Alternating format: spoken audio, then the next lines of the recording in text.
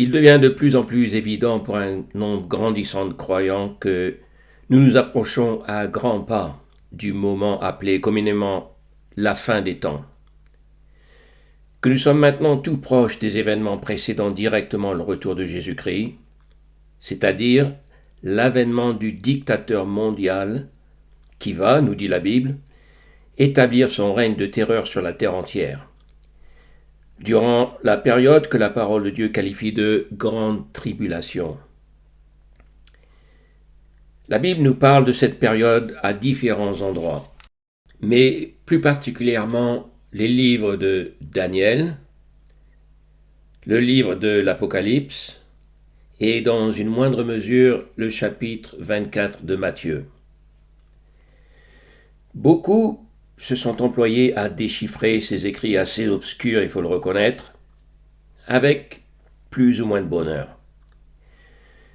Pourtant, si ces chapitres sont dans la Bible, c'est pour une raison bien précise. C'est pour que nous soyons avertis des choses à venir afin de nous préparer spirituellement et même si possible physiquement. Et en fait, ces prophéties sont tout à fait compréhensibles pour quelqu'un un peu au fait de la parole de Dieu. Et la plupart du temps, d'ailleurs, l'interprétation de l'illustration ou du symbole est donnée juste après.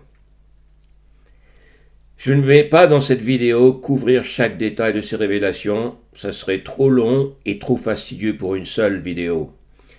Mais je vais m'attacher à couvrir l'un des principaux événements de cette période de la fin des temps, c'est-à-dire le règne de l'Antéchrist. À la fois le livre de Daniel et celui de l'Apocalypse nous parlent des différents royaumes ou empires qui apparaîtront sur terre depuis la période du prophète Daniel, c'est-à-dire les empires babyloniens, l'empire médo-perse, l'empire grec et finalement Rome. Ces empires sont représentés sous la forme de bêtes, d'animaux. Nous sommes actuellement, selon ces prophéties, toujours dans le prolongement de l'empire romain. Daniel chapitre 7, verset 7 décrit la quatrième bête et son prolongement, Rome donc, comme ayant 10 cornes. Qui sont ces 10 cornes exactement? Ça ne le dit pas spécifiquement dans la Bible, mais il s'agit sans doute d'un chiffre symbolique représentant un ensemble de puissances travaillant ensemble dans ce même empire romain.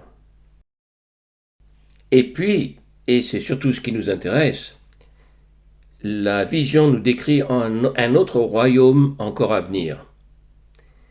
Et alors qu'il observait les 10 cornes, voici qu'une autre petite corne monta au milieu d'elles.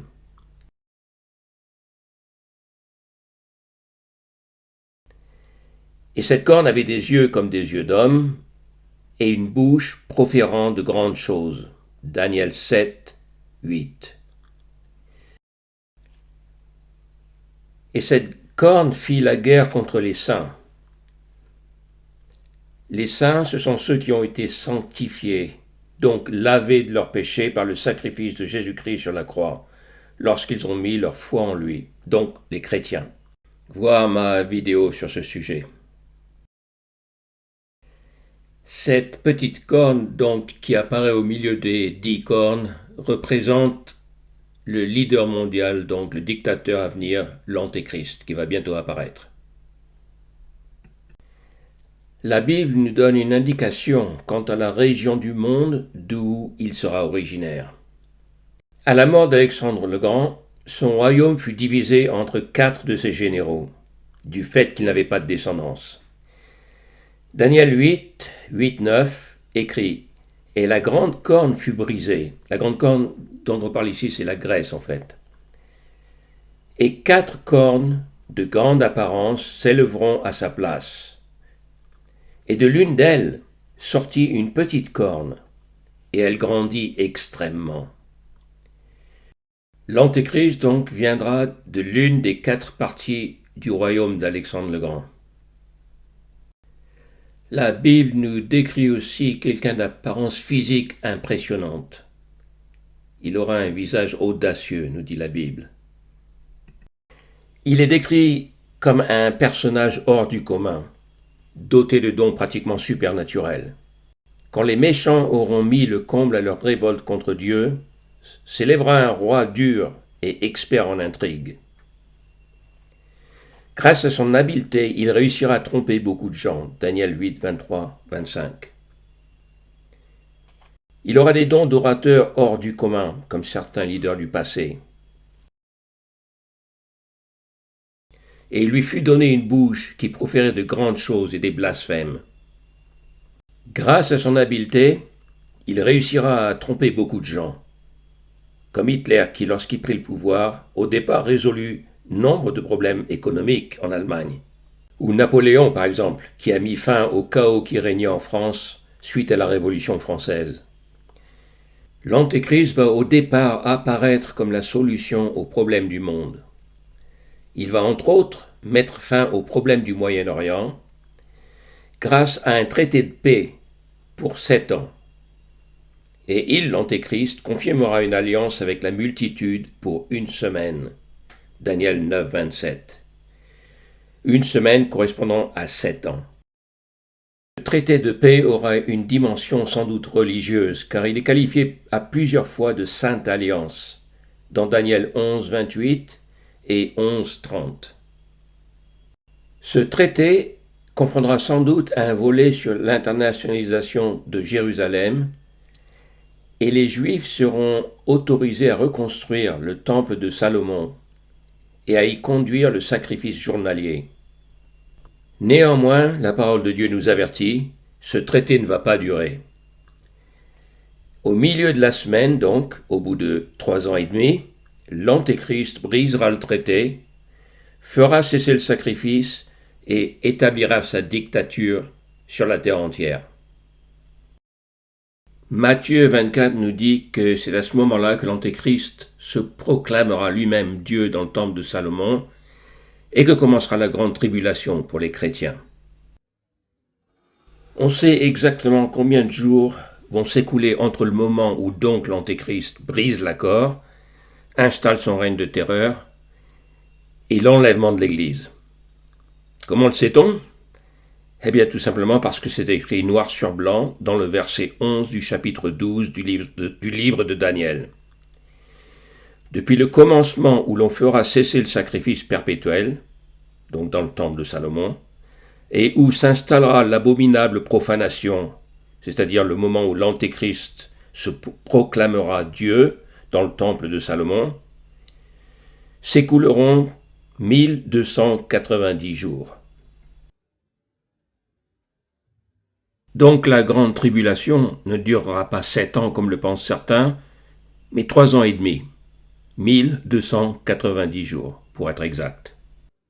L'Antéchrist établira aussi un nouveau système financier, et tous ceux qui ne recevront pas la marque de la bête ne pourront ni vendre ni acheter.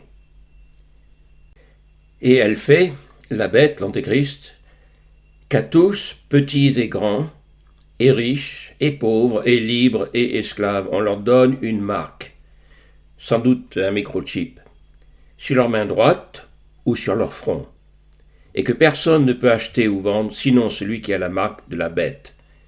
Apocalypse 13, 16, 17. Et si vous vous imaginez que tout ça c'est de la science-fiction, sachez que dans des pays par exemple comme la Suède ou le Japon, des dizaines de milliers d'individus ont déjà reçu volontairement cette puce. Cette période sera une période de grande persécution contre tous ceux qui auront refusé de recevoir cette marque et de se soumettre à l'Antéchrist.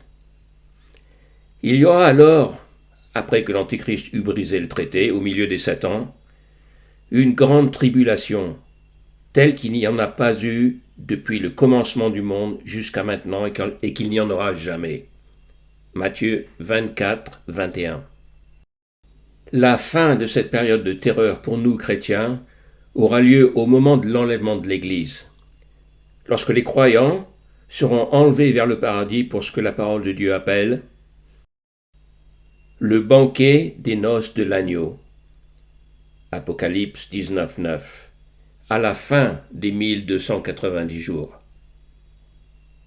Pendant que se déroulera au paradis ces noces avec Jésus, se déversera sur terre la colère de Dieu sur ceux qui l'ont rejeté et persécuté ses enfants. En effet, Daniel 12:11, comme nous l'avons vu plus haut, nous indique que les persécutions dureront 1290 jours.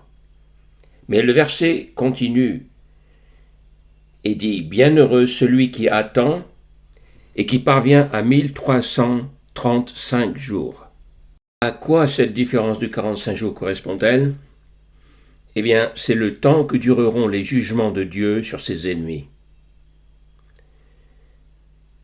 Durant la période des 3 ans et demi que durera la tribulation, des plaies s'abattront sur le royaume de l'Antéchrist.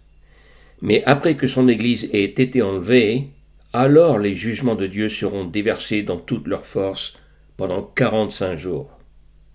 Pourquoi bienheureux celui qui attend et parvient aux 1335 jours?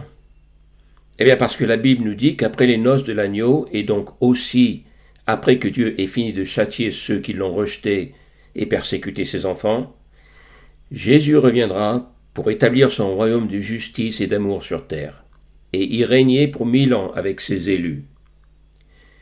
Ceux qui auront survécu aux 45 jours, donc, seront bienheureux car ils atteindront à cette période bénie du règne de Christ sur terre.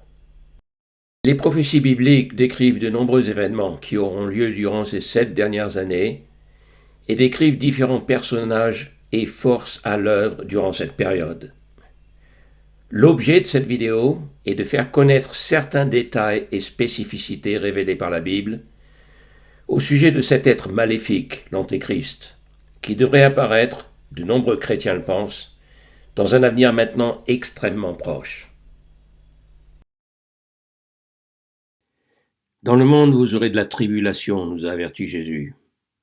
Mais ayez bon courage, poursuit-il. Moi, j'ai vaincu le monde.